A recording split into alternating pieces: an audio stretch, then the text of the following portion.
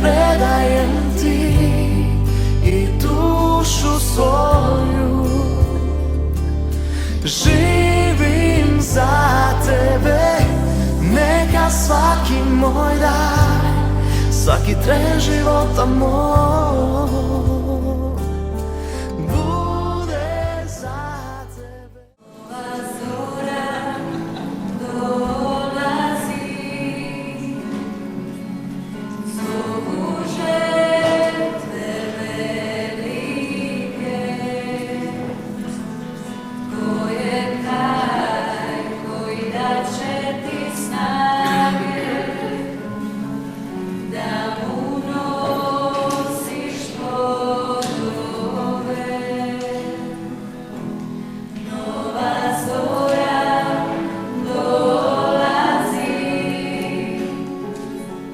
zovu žrtve velike.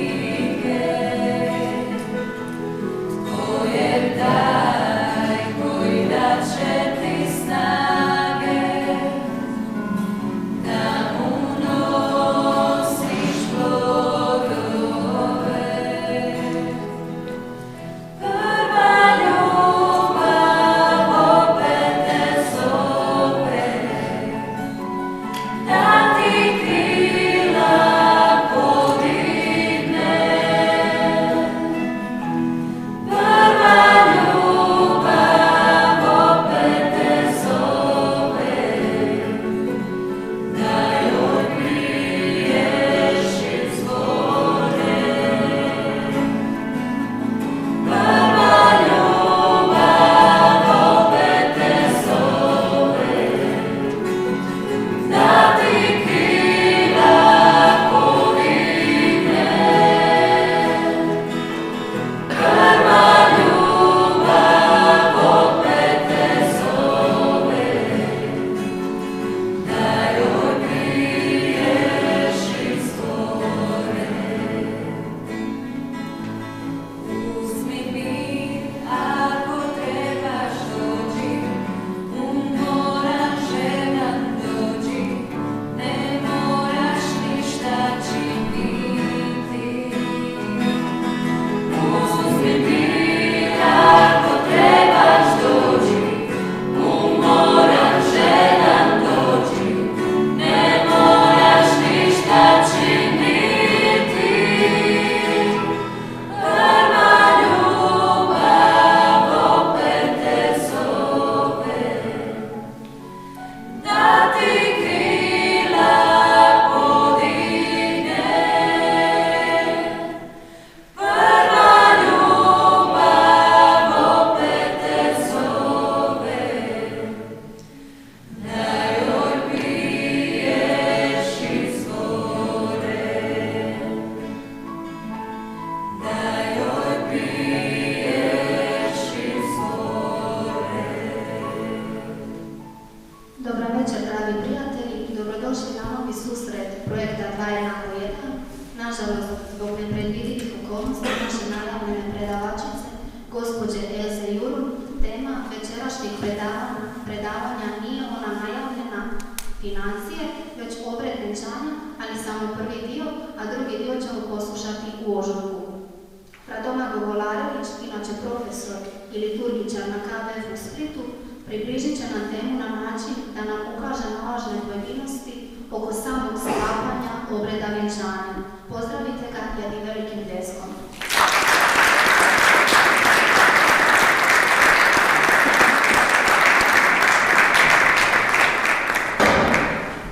Hvala lijepa, ja ću vas sve pozdraviti, nećete me zamjeriti jer ja ne mogu baš stati miran kad predajem, kad pričam, kad ovako uspostavljam s nekim dijalogom u komunikaciji.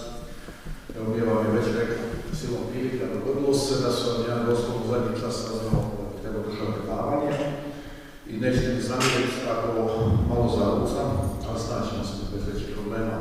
Naime, tek danas iza ručka sam uspio malo stati i rekao vam već da ćemo predavati. Krenut ću onoga što je trebalo biti u 3. mjesecu. U 3. mjesecu sam zavoljen održati vam predavanje o obredu vjenčanja. Provesti vas kroz sam obred u crkvi sve kako treba ići. Sad, to neka ostane još malo gdje zvoniti.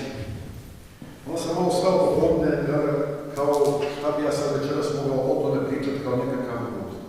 I onda se sjetim zapravo i kako bi bilo dobro pričati o jednoj stvari koja se, barem na prvi pogled, uopće ne tiče niti vjenčanja, niti crkve, niti vjere, niti ničega. Vidjet ćete. A u biti, kad sve naučite i kako se duboko tiče svakog dijela ljudskog života. Vi ste svi bili na vjenčanjima, da? I ovo ćemo opet ponoviti će mjesecu namjerno. Svi ste bili. Više puta. Jel? Ajde sad pošteno. Je li bilo vjenčanja koja su vam se manje svidjela, a koja su vam se više svidjela? Jel? Jeste li imali ikad itko od vas nekakvu viziju, ja bi to ovako, ja bi to onako? Jeste, dobro.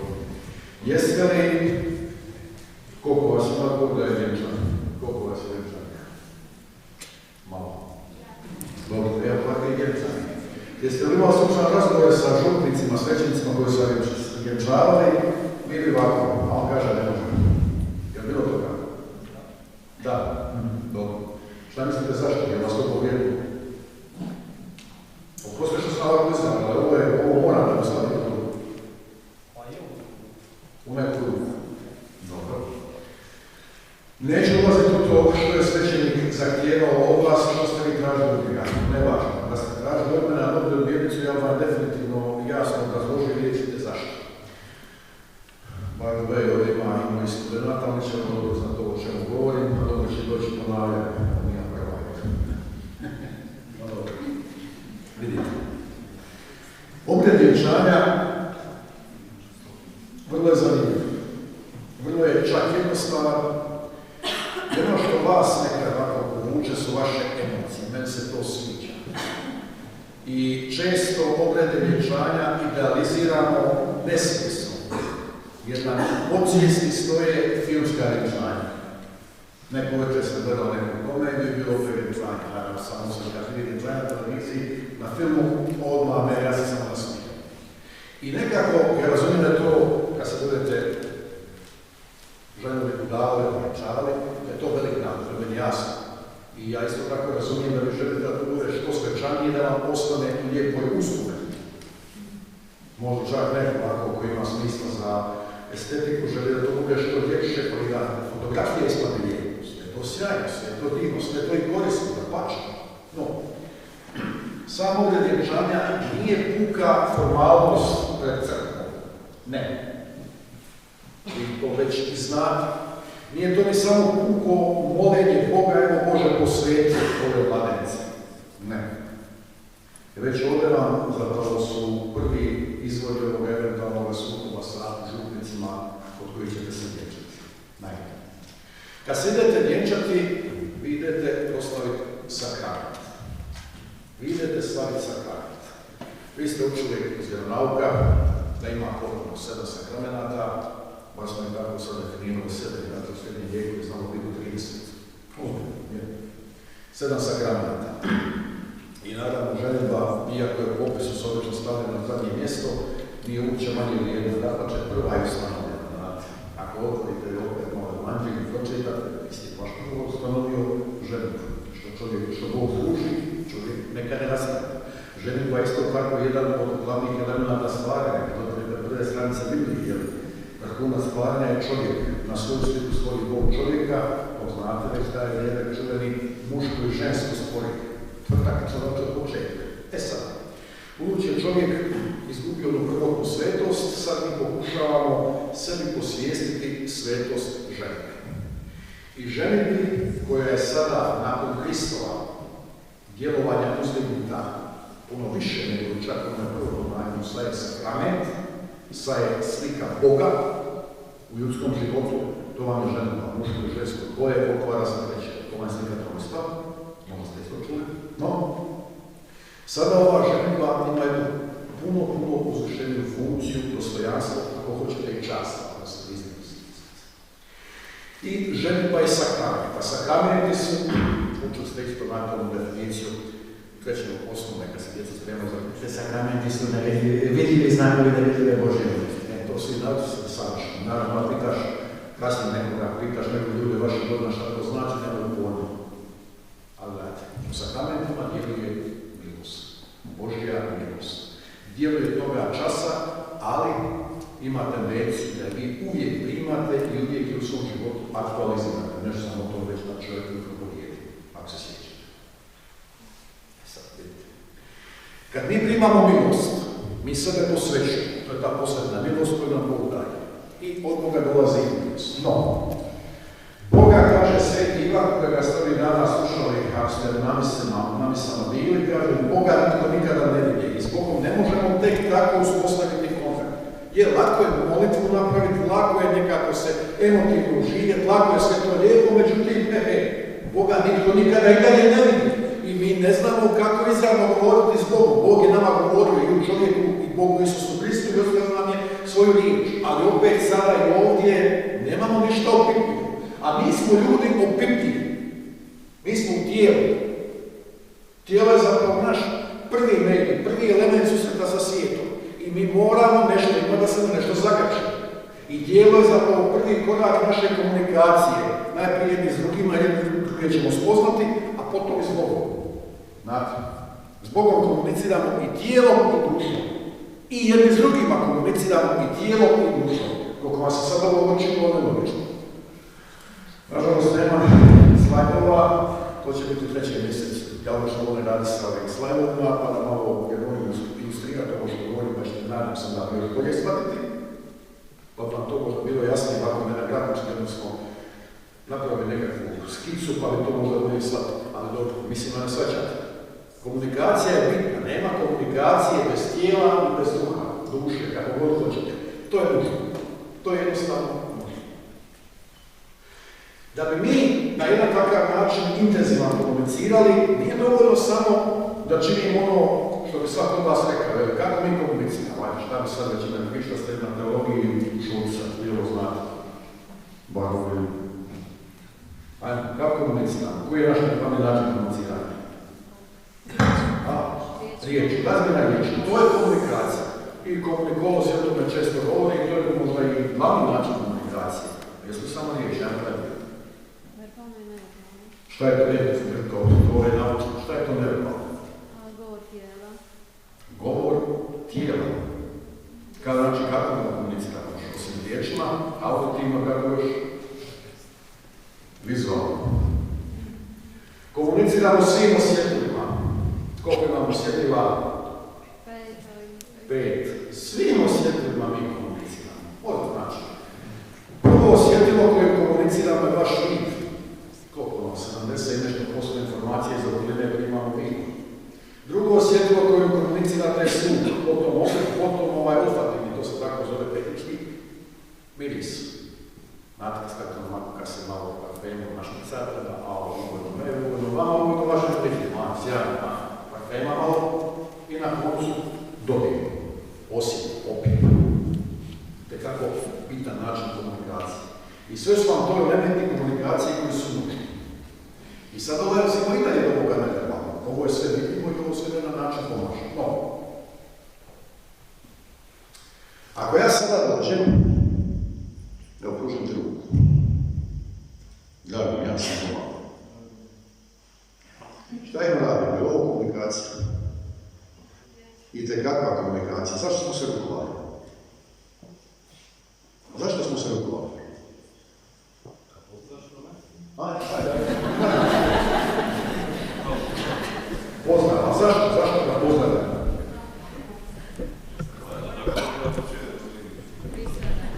To sam ti, tako treba učiti. Vas je učimo sve da je rukovanje ovako jedan znak pristojnosti, jel da? I kad nekoga poznaješ, pružaš mu ruku, da tako? Jest, stoji, ali je malo to kompliciranije, kompleksije i puno druge. Rukovanje ne dolazi samo od nekakve pristojnosti. Sad ne ulazimo ono što bi sad volio da, evo već je prošlo 10 minuta, pa još ćemo 20 taj. Da shvatite, za kasnije imamo 3. mjesec predavanja. Rukovanje vam je jedna simbolička radnja, simbol. dubok simbol. Ljudi komuniciraju i očima, gledajući, slušajući i druge riječima, znači verbalna, neverbalna komunikacija, kako god okrenete. I u toj verbalnoj i neverbalnoj komunikaciji imate milijun načina za izmijeniti informacije. Ove neke geste radnje kao rukovanje, to je nama tako postalo obično da ih zapravo i ne shvaćamo kao komunikaciju, nego kao izraz pristojnosti. A u biti se radi o nekoj jednoj osnovnoj komunikaciji. Ovo je simbolička radnja. Rukovanje je vrlo jasna simbolička radnja u zapadnom svijetu. Simbolom pokazujemo da smo stupili u dublji kontakt, u malo uzvišeniji kontakt, u malo uzvišeniju komunikaciju. To je rukovanje. Rukovanje vam je nastalo upravo iz ljudske potrebe da se pokaže osobi s kojom stupamo u kontakt u što boljem svijetu. Ovo sve pametno, rekao sam, neću možda od toga raditi, vidite kako je povezano. Baš iz potrebe da se pokaže u što boljem svijetu. Rukovanje vam je zapravo, evo, pružam ruku, moja ruka je čista, bez ikakve skrivene nakane, ne ono u smislu ruke u list, nego evo, ne nosim nikakve oružje, ne nosim nikakvu figuru džetu, nego ti potpuno otvorene ruke. A šta znači otvorena ruka? Otvorenog srca, otvorenog duha pristupa. To je pružena ruka. Onaj drugi, ako odgovara istom gestom, na isti način pružajući otvorenu ruku, time isto govori, otvara sebe, svoju um, svoju volju, bilo znači kompletno svoje biće i počinje naša komunikacija. Time počinje i produbljuje se, ja bih rekao, izvisuje se naša komunikacija. Ja mene ovaj nekako vezala kao pasna mala, pa ovo informaciju. Jel ste li ovo uvatili? Jel svačate o čemu riječi? Ovo je jedan znači način komunikacije, neverbalni, koji nije možda tako prepočet. Vidite, mi ga uzimamo zdravo za gotovo jer je tako postao običan, ali vrlo dubok način neverbalnog govora koji se zove simbolički način, koji nam govori puno više od samoj pristojnosti. Vidite, puno stvari tiče to pružanje ruke, pokažu se ja to poziv. Dalje. Pogledajte kako ste odlučeni. Na stranu sad to što je malo deblja roba, to su tehnički razlozi. Ali pogledajte šta ste obukli. Obukli ste nešto što vam se sviđa, jel tako? I odjećemo vi komunicirate. Izbor vaše odjeće puno zapravo govori i na toj podsvjesnoj razini. Izbor vaše odjeće je zapravo i znakoviti simboličan, znakovima neću puno, ali simboličan. Itekako simboličan. Ovdje ste se obukli, rekao bih ovo džero, casual, tako. Međutim, kad idete na vjenčanje, kako ćete se obući? Jeans, jel? Jeans, bijel Adidas, i to svaki mora na vjenčanje. Svečanije malo vidite. Šta time komunicirate? Time ukazujete da vam je stalo do dostojanstva događaja. Da poštujete onoga koji vas je zvao. I nećete samo tako na vjenčanje, tako bi trebalo ljudski, tako na osnovu kad idete u Hrvatsko poglavarstvo, kad idete u neku javnu instituciju, postoji dress code. I dress code nije stavljen eto tek tako da se na nekome življava, nego upravo pokazuje dostojanstvo institucije. Znači, moja odjeća jest jedan način simboličkog govora. I što je na koncu za to vidite simbol? Simbol je puno više nego samo ono što mi ga, kako ga vi obično percipirate, nekakvi znak koji nam nešto eventualno pokazuje. Ne. Simbol je način upravo govora, komunikacije, duboke neverbalne komunikacije koju jednostavno nam izmiče riječima. Ne možemo često riječima prereći, mada postoje neke riječi koje su postale simboličke i znakovite simboličke. I u verbalnoj komunikaciji imate simbola. Najočitija vam je ona čuvena OK. To znate čega dolazi. To je postalo kao sve u redu. Znate šta je to? Kako je došlo do OK? Imaju dvije verzije. Prva je da je to jednostavno neko krivo napisao, on je engleski all correct. Može biti. Ima jedna druga, meni se čak čini, malo je komplicirana, mi se čini logičnija ovo jedna iz Gresica, nisam puno, nećemo puno vremena oduzeti, u građanskom ratu u Americi. Kad su se sjeverjački brodovi vraćali od matične luke, dobe što su vozili poginule i ranjene, već sa mora stavili do veliku tablima koje je pisalo koliko je bilo ranjenih, koliko je bilo poginulih. I onda imamo wounded, W, i killed, K. Iako je pisalo 0, 0 killed, kaže da dolazi ok. Isto nije pravo za nas, nikak se prate. Zašto to govorim? Ne sad da bi ja prosto ove svoje znanje od vas fascinirao. Nego vidite, od jedne praktične stvari postala jedna opće prihvaćena simbolička uzrečica. Kopčar. Od jedne totalno praktične stvari. Kad pogledate vaš mobitel, i on je simbolički nabijen, ako ništa kad pišete porukice, onda bi ja volio da više ovako se držimo onih simbola tjelesnih, da se malo više tjelesno izražavamo, nego na mobitel, onda vam je dao smajleće sve one tamo fine stvarstvo, ima 1000 pol, više, ne znam što misleći, vi koristite možda 20 tih komunikacije na mobitelu.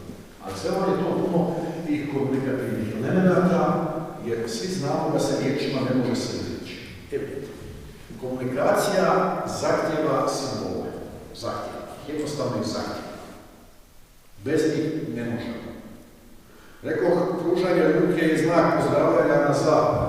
Samo se sjetite kako ono dolazi u filmu u Japanu, na Japanu isto, kako se tamo pozdravljaju. Vrlo jednostavno, samo se sjetite toga. U njih je to je njih simbolička radnja. Sad šta to znači, dođemo biti na njihove vratopovi, a ono ne ustavljavajući. U našim odnosima simboli su dužni i znakovi su dužni. I što da simbol? Pokušat ćemo dati nekakvo objašnjenje što bi bio simbol, mada je to vrlo teško. Simbol je jedna osjetljiva stvarnost, znači percipirana, znate što znači percepcija. Da su naša osjetljiva uključena, sva osjetljiva, bilo koji, može biti samo vizualni, može biti slušni, može biti, ne znam, nijedan slon, kad se oni nacrkli, to je slušni i znak i simbol. Koja nas uvodi u spoznavanje neke druge, malo dublje stvarnosti. Koja nas uvodi u poznavanje nama na prvu nedohvatljive stvarnosti. Ponavljam, osjetilna stvarnost, pružena ruka. Osjetilna stvarnost, vidimo je i dodirujemo. Dva osjetila su uključena. Uvodi nas u nešto dublje. Nećemo riječima reći, evo ja ti otvaram svoj duh, svoju pamet, svoje srce, ja sam pošten, ja nemam nikakvih skrivenih namjera. To bilo malo prekomplicirano da poznavamo, tako. Nego, pružena ruka, dobar dan, ime i prezime i tako dalje.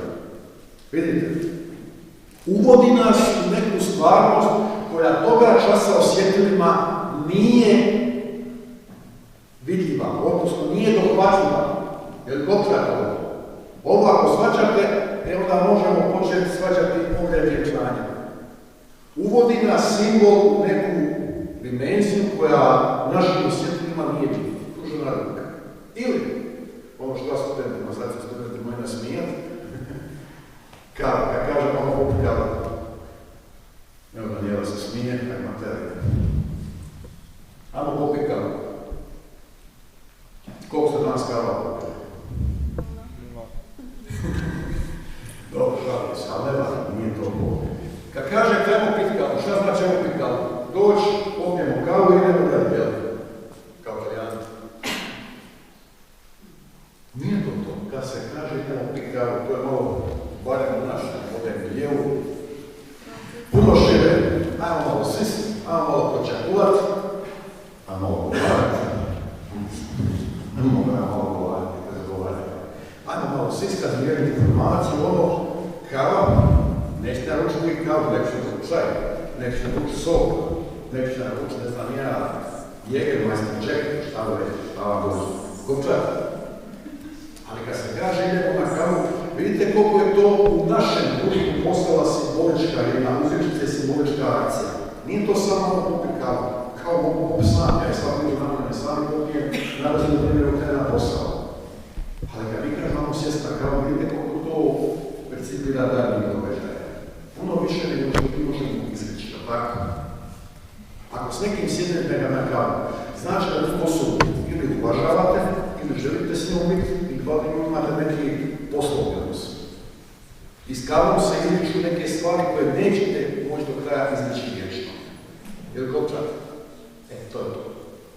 Ponavljam, simboli nam služe da izreknemo neke stvari koje riječima ne možemo, koje su prekomplicirane za izreći riječima, koje ako bi uopće na bilo koji osjetljivi način pokušali izreći, totalno bi srozale, uništili našu komunikaciju.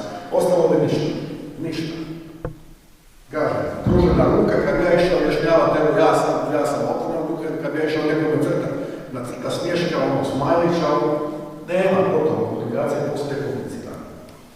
I to proizlazi iz ljudske prirode. To jednostavno dolazi iz nas sami. Simboli su nužni. Jednostavno su nužni. Simbole koriste samo ljudi. Životinje ih ne koriste. Samo ljudi to koriste. Zašto sve ovo? Upravo zato što se u sakramentu, slavi sakramenta, pogotovo ženitbe, ali svi sakramenata, izriče nešto što ne možemo potpuno osjetiti na shvatiti. Budući mi jedni s drugima, vidite, koje vidimo, vidite, ne čujete, komuniciramo simbolima. Simboliki je čak i pozdrav ovaj bio na početku. Nužni su nam simboli u svakodnevnoj komunikaciji, možete ih otkrivati kako god hoćete. Oni su nam nužni. Bez njih ne možemo živjeti. Jedni s drugima javno koristimo zbog kojega, kako kaže Sveti Ivan, nitko nikada ne vidje, ne možemo komunicirati nego samo na simboličkoj razini. Simboli su nam nužni za komunikaciju sa onim koga oko nije vidjelo niti uho čulo. Simboli su nam nužni, baš nužni. I u tome odnosu s Bogom stavili smo, ubacili smo u odnos, jer Bogu najprije dugujemo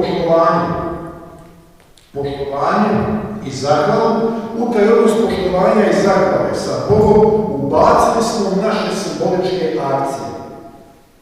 Ono što mi kao ljudi jedni prema drugima koristimo onako kako jedni prema drugima izražavamo poštovanje i ne samo poštovanje, nego kako jedni drugima i prenosimo simboličke informacije.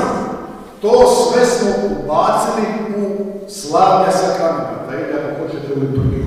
Nema vam liturgije bez simbola i znakova. I sad ovima mogu otvoriti jednu širu temu, ali to neću, to je tema za neke druge. Puno toga vas sigurno se pita zašto u liturgiji ovo, zašto treba ovako, zašto se ne smije ovako. Namjerno sam rekao, jeste nas pitali župnika svima dovoljno nečani ne smo bili ovako bili tako. I ja znam da bi imali namisli 100 stvari, ali ne smije se sve namisli. Nije pitanje, to meni podoba za dranje, ne, upravo pitanje toga što neki znak govori. I zato je potrebno dobro upoznati te simbole i znakove. Dobro ih upoznati. Ponavljam, u odnosu s Bogom kojega ne vidimo, mi ne možemo drugačije nego simbolima komunicirati. Mi u odnosu sa njim moramo, da bi izrazili našu zahvalnost, da bi izrazili naše klanjanje, moramo koristiti simbole. To vam se isto događa i u sakramentu braka. Kad idete stopiti brak, vi prvo morate biti svjesni da idete slaviti sakrament. Sveta stvar. Sakrum znači sveto. Sakrum. Samo meni je žao što mi smo u Hrvatskom malo čak siromašni. To je latinski. Latinski ima sakrum i sanctus. Jer ovo je prevodimo sa sveto, ali sakrum je nešto što dolazi iz same biti. Dolazi do sakrament. I sami iz unutrašnjosti bića dolazi do sakrum. Sakrum je nešto drugo tehnička, možda više stvarnost, moralna i tako dalje dimenzija. Ali sakralitas je to što dolazi iznutra. I taj sakralitas isto zahtjeva te naše simbole i znakove u odnosu s Bogom, odnosno u samome sakramentu braka. Isto, onoga časa kad idete slaviti sakrament u odnosu s Bogom, ali u odnosu jedni s drugima, koristite znakove i simbole. Koristili ste ih sad nam si. Zašto je rukovanje? Ako imate rukovanje, svaku misu, pružite mir jedni drugima. Već vam to, što kaže svećenik, odnosno đakon, pružite mir jedni drugima, već vam govori šta znači pružanje ruke, odatle dolazi. I ne samo to, u nas se pruža ruka. Treba to pići ne u Italiji, imaju Španjolski. Tamo se grle, ljube, do mile vode. Do negdje 12. 13. stoljeća, znate šta je bio znak mira? Nije se zvao znak mira. Ajde, kako ste čuli? Poljubac. I to znate kakav je bio poljubac? Živan, ne, vi se smijete, ja ću vam reći otvorno. Usta, ne važno, muški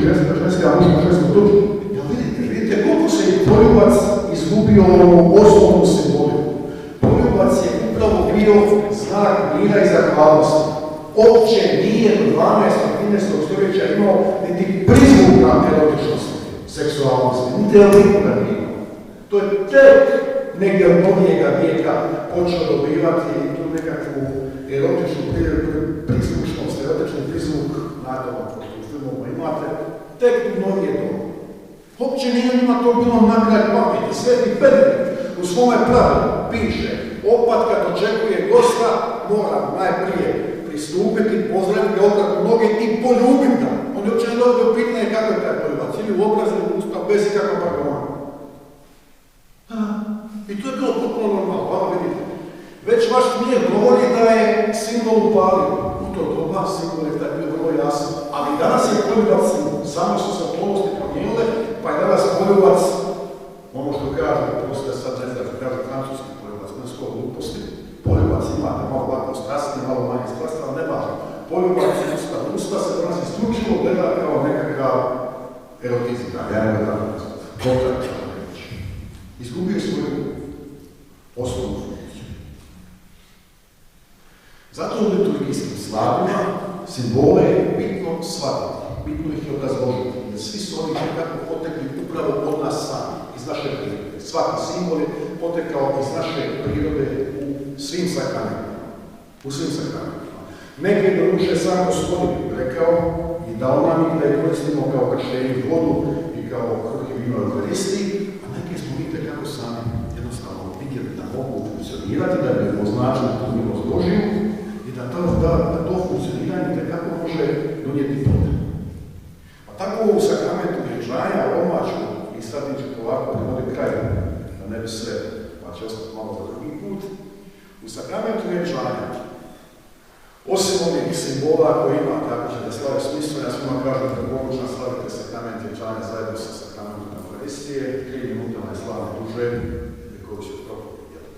A 3 minuta je duže smislu, nego bez misli, tako to ne znači ništa. U sakramentu vjenčanja svaki dio je obredno pun i svaki dio obredno nešto govori. Itekako obredno nešto govori.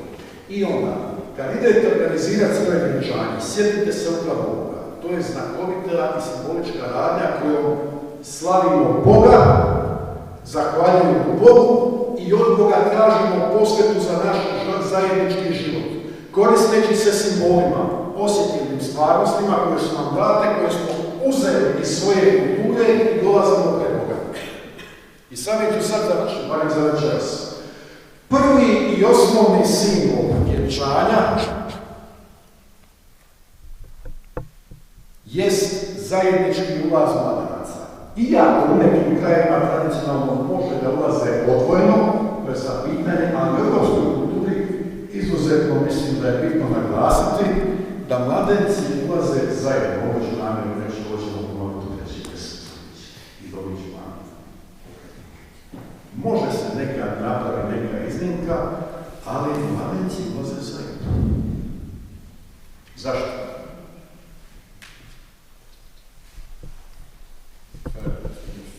Mladenci ulaze zajedno. Zašto? Slobodna volja mladenke da dođe. Mladenke. Zašto mladenke? Pa ne dovodi otac, nego ona dolazi. Dobro, nije tu pitanje slobodna volja. Šta je slobodna volja na druženje? Gledajte, evo upravo to drago da ste spomenula mladenku. Jer obično vi gledate u filmu, a otac vodi mladenku i da je kao na druženju. Da, to je za mene degradacija žene. Ko da je pašče, evo te crna. Nije. Žena je ljudsko biće, slika Božja, kao je muškarac. I nije ničije vlast. To vam je ostalo iz jednog takvoga feudalnog mentaliteta, žestokog patriarhalnog mentaliteta, ono je kikaš, jančba, mančaka, matan, muša, sinovečka, trikoravicki, ne? Gledali ste prosjaki sinova kvarneka. Ako niste pogledajte, imate na YouTube sve. I mlađi niko nije gledao odmah pogled. Imate na vjenčanje, sinovečka, trikoravicki, ne to. Ne to. Žena je jednako jedna i nije ničije vlasništvo. Ona je ljudsko biće koje svojom slobodnom voljom zajedno sa svojim, tada još uvijek zaručnikom, stupa pred Boga, žele sklopiti brak. To vam je prva simbolička akcija vjenčanja. I prije vjenčanja, evo, ovo se spomenuti, samo je zašto se kaže zaručništvo? Zaručnik, točno. Držanje zaručnika je simbol zaručništva. Simbol zaručništva. Pogledajte odnosa muškaraca i žena. I upravo kad vidite dvoje koje se drže za ruku, nije to tako nešto onako emotivno, mi se volimo, nego dolazi upravo iz toga simboličkog izražaja, držimo se za ruke i idemo prema pravu. Kopčati. Ja definitivno ne smijem držati za ruku, ali bi mogao biti ono, neka sam prava, čak i ga valjski polagao pogledu na ruku, području, to može svaka. To je isto simbolička radnja. Fina manira, ali simbolička radnja. Nadam se da je barem ovaj prvi korak jasan. Evo, prošlo je skoro malo više od pola sata. Ako kasnije bude kakvih pitanja, dilema, tema, slobodno, ali nemojte previše, jer treba nešto poslati za 3. mjesec. Nadam se da sam bio koliko toliko jasan, na to evo, ispašće pravda i je pravda što se dogodilo sve danas jedno popodne, ali mislim da ste koliko toliko razumijeli. Hvala lijepo.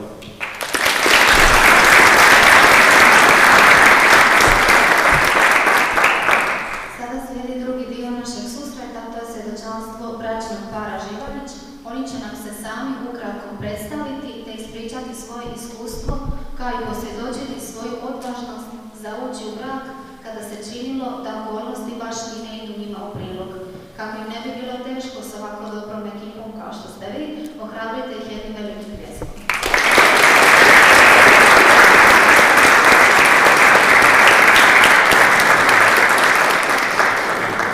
Evo, dobro večer svima. Moje ime je Maja. Ovo je moj suprug Tomislav. S nama je došla naša mala kćerka Petra. Doma još imamo sina Emanuela, njega smo ostavili je manji od Petre kući s bakom. Mi ćemo pokušati nekako ukratko dati svoje svjedočanstvo, svoj primjer kako smo se mi pripremali za brak. Znači, to nije nešto da vi sam morate slijediti to, nego je to čisto, samo ćemo posvjedočiti.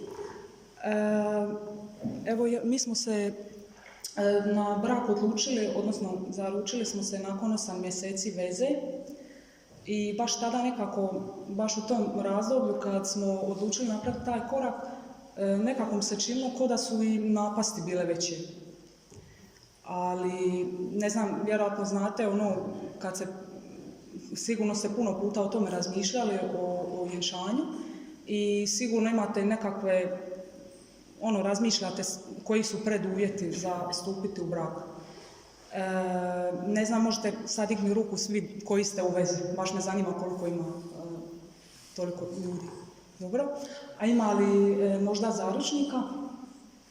Dobro, malo u manjem broju. Pretpostavljam da nema bračnih parova. Ima. Dobro. Super. Evo, nas je baš zanimalo koji su preduvjeti stupanja u brak i tada smo se odlučili smo se nalaziti s našim tadašnjim kapelanom u Kaštel Gomilici, s Donatom Rakom. Vjerojatno ste mnogi čuli za njega, radi na crkvenom sudu. I pošto i nisu baš neki, nismo imali nekakve uvjete gledajući ovako svjetovno, ali smo imali jaku želju. Pitali smo njega što on smatra koji su to preduvjeti. On je rekao da je najbitnije da se par slaže, da se volite, odnosno slobodan pristanak volje. Znači nigdje ne piše u zakonu da treba završiti fakultet, da treba imati posao, to nigdje ne piše, i da treba imati stan. Ali kad gledate s te nekakve ljudske svjetovne strane, to će vam svi nabrojati. I možda i ako ste razmišljali o tome nekada, sigurno bi vas netko prekinuo, ili baka ili mama, kao nemaš stan, ili ne znam ja, pa nemaš još stalan posao, ili čekaj, pa nisi još niti studij završila. I sad zamislite, znači od sve te 3 stvari koje sam sad nabrala, da ništa od toga skoro nemate. I tako je nama bilo nekako. Znači, Tomislav je tada taman bio upisao diplomski studij na stručni studij računovodstva i financije, ali je u međuvremenu od toga odustao, tako je odlučio da ipak neće ići do kraja. Dođi.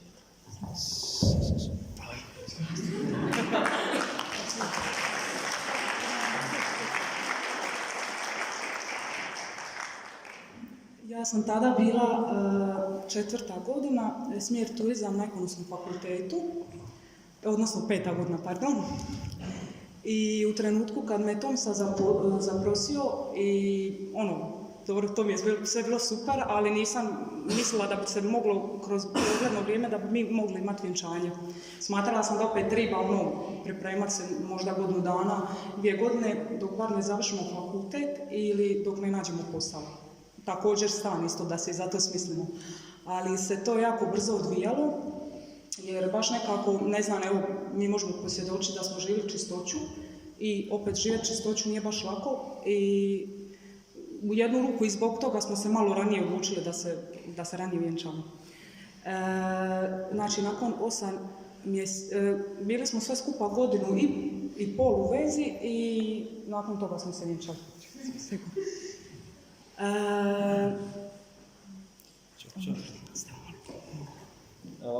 Ja bih sad rekao, znači mi smo se zaručili u 5. mjesec i sad...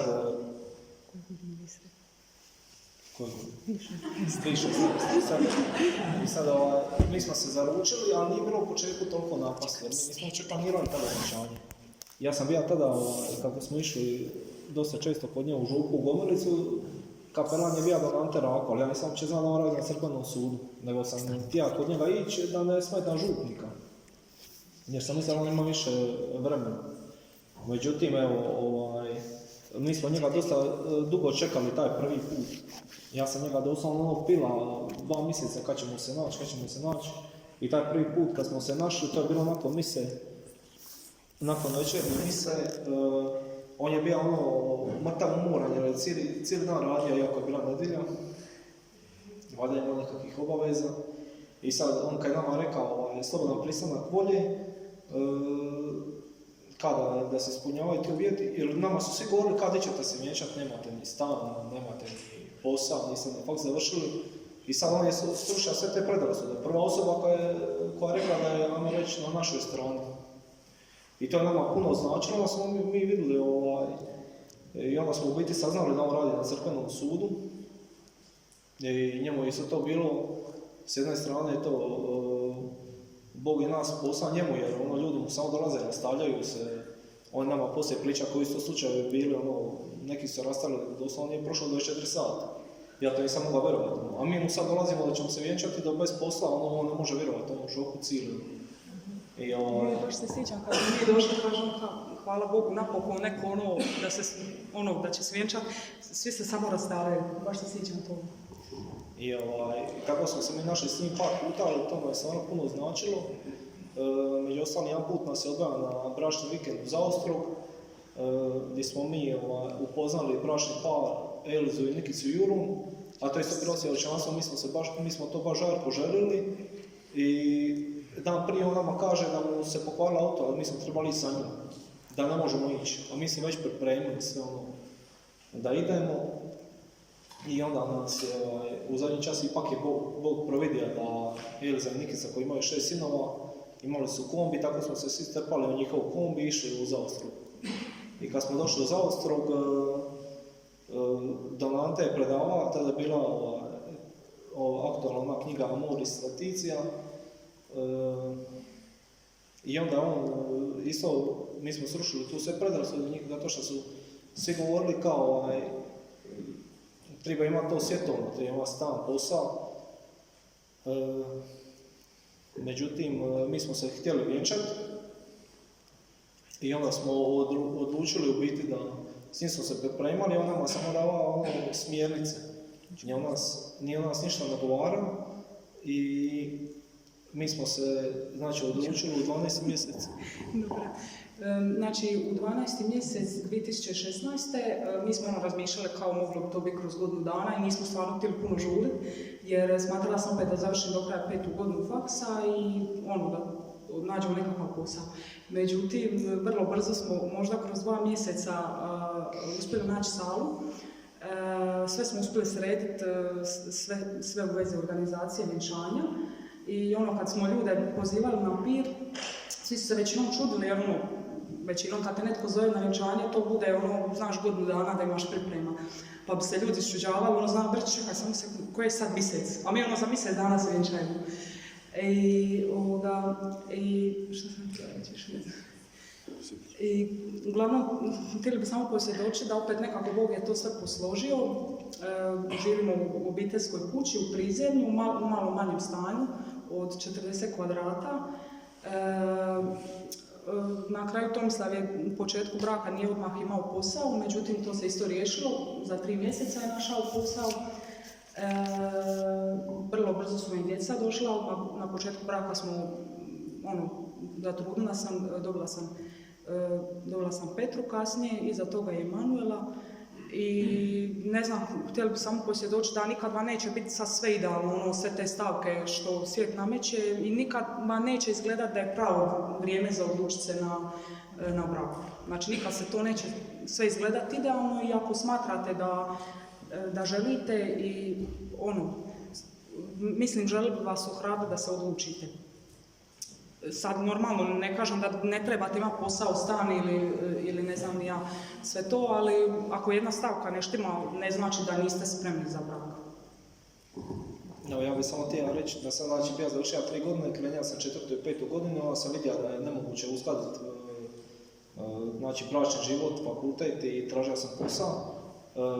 Međutim, evo, ja sam isto tako kao moliš, ideš u crkvu i sad Bog je Bog, a ljudi su ljudi, ja sam isto tako kao posao, ja sam dugo čekao 2 godine, posao kao priko veze, to dobar posao, a to je bilo samo stručno poslije, kao bi ja obećao. Pravi posao, međutim ništa od toga. I sve dok sam ja vjerovao u to da će to biti, ja sam vjerovao čovjeku i 100 puta mi je palo na pamet što piše u Svetom pismu, proklet čovjek koji se uzeo čovjeka. I tek kad sam ja odlučio da se neću više pouzdati u čovjeka, Bog je poslao posao. I dok posao nije bio u struci, ali posao me odgovarao zbog toga što sam prije 5 godina operirao leđa, pa nisam mogao fizički raditi, ne smijem ni puno sjediti, jer me je to liječnik savjetovao, tako da je Bog providio i to što je kao isto meni parilo nemoguće.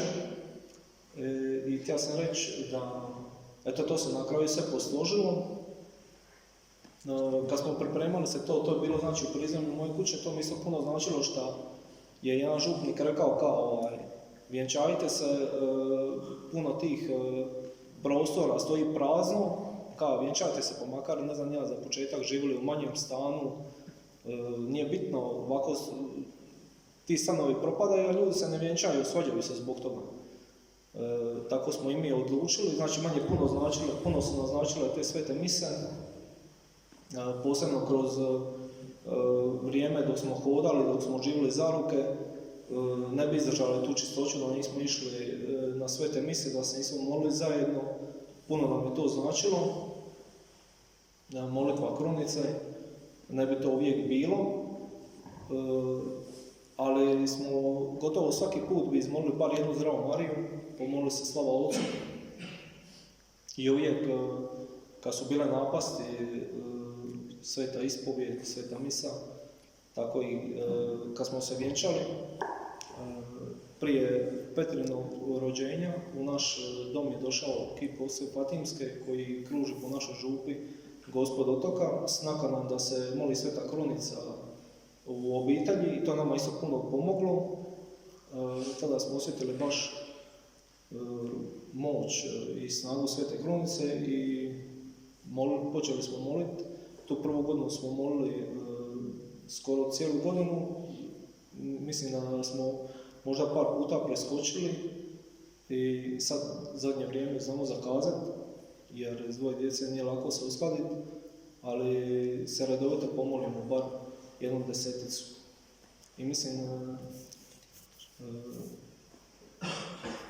da je važno i isto tako na početku braka nismo imali auto, imali smo stariji automobil. Nakon par mjeseci smo dobili automobil od naših prijatelja koji uopće nisu znali, mi smo ih upoznali u župi dole u Solinu. Kad su prvi put došli kod nas, oni su rekli da prodaju svoj automobil i to bi neki simboličan iznos. Ali ja sam rekao kako sam radio taj posao koji nije bio dobro plaćen, da nema ni to i onda su onda odlučili pokloniti taj automobil. A to vidim kroz to što smo mi već kroz zaruke, mi smo se odlučili da ćemo davati 10 i stvarno Bog vrati. Mene je čak jedan put jedan svećenik htio govoriti od toga i ja nisam pristao i baš nakon toga, nakon 2-3 mjeseca smo dobili taj automobil. I tako, ne samo automobil, nego još dosta stvari je Bog providio. Baš kad treba i uvijek proviđa, tako da mislim da kad kažu da se neki ne vjenčaju zbog financija, isto tako u Svetom pismu kaže Bog u Starom Zavjetu čemu ćete me iskušajte me u tom davanju 10. Jer Božje je sve, a posebno taj mali dio, taj 10. dio. Tako da evo i to sam htio reći još. U biti da Bog treba biti na prvom mjestu i kad god posustanemo da trebamo vratiti Bogu i njega staviti na prvom mjestu, onda će se ostati na svom mjestu. Mislim što ti reći. Ništa, eto samo mislim da ako ne znam, imate čvrstu želju za stupanjem u braku, da se na to ohrabrite i da posebno smatram da ne treba sagledati što kaže rodbina, ipak je to vaš brak i sutra vi pred Bogom ćete odgovarati za to. Neće sigurno vaša mama ili baka, ne znam ja netko. Eto to. I samo da kažem, ja sam bio, prije dok sam bili završnici, išli smo na jedno vjenčanje koje je bilo po danu, mom rođaku i to se meni svidjelo, tako da naše vjenčanje je bilo, Sveta misa je bila u podne, zajedno smo ušli na to nisam što mislim. Meni sve to ne pomio to nekom svijetom da ulazi sa socijem, meni to nema smisla nikako. Znači to vjenčanje je bilo u podne i nakon toga je bio ručak i slavlje jednog ponovi. Evo to bi ti ja reći sada da smo bili, da smo to isto drugačije stavili jednim dijelom i zbog toga što eto, dosta tih vjenčanja čujem kako završi, ono ljudi se opiju pa po noći, mene i toga bilo isto straje. Opiju se pa evo još da neko nastrada na vjenčanju, ovako je bilo po danu. Dobro, opet su ono koje ti ja pit popija, da se nismo mogli spriječiti.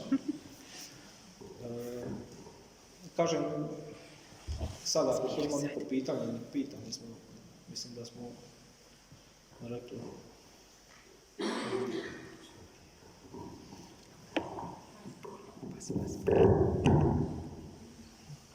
I samo da još kažem, mi smo kroz vrijeme zaruka, već smo tada molili za djecu. I već smo tada htjeli da zajedno radimo, znači posao da skupa obavljamo, da nešto sami smislimo kako šta raditi. I eto, tada meni parno ne pojmimo kad će Bog dati dicu, a je to došlo vrlo brzo, mislim vrlo brzo, sad pari vrlo brzo, kad se okrene unatrag i zajedno smo molili za posao. Igrao sam jednu nagradnu igru na Radio Mir Međugorje i dobija knjigu nisam pročitao, mi je bila zanimljiva molitva koju sam dobio. To je bila Pompejska devetnica, tada sam se prvi put susreo sa tim. Mi smo molili za svoj posao, kada samostalno radimo, po 3 krunice dnevno, 27 dana molitve, 27 dana zahvale. To je bilo jako iscrpno, jer je Maja bila trudna sa drugim djetetom. I mi smo se cijelo vrijeme pitali kada svojim silama, snagama, šta bi to mogli raditi zajedno i na kraju smo došli do nekakve ideje i sada imamo svoj odbor za domaću radinost i radimo sakralne stvari što nas ispunjava. Tako da evo, ako predate Bogu svoj život u njegove ruke, Bog će ga ispuniti. Evo ja to mogu posvjedočiti ne svojom snagom, nego stvarno Božjom milošću. I moram napomenuti moćnim zagovorom Svetog Josipa, kojim se ja jako utječem.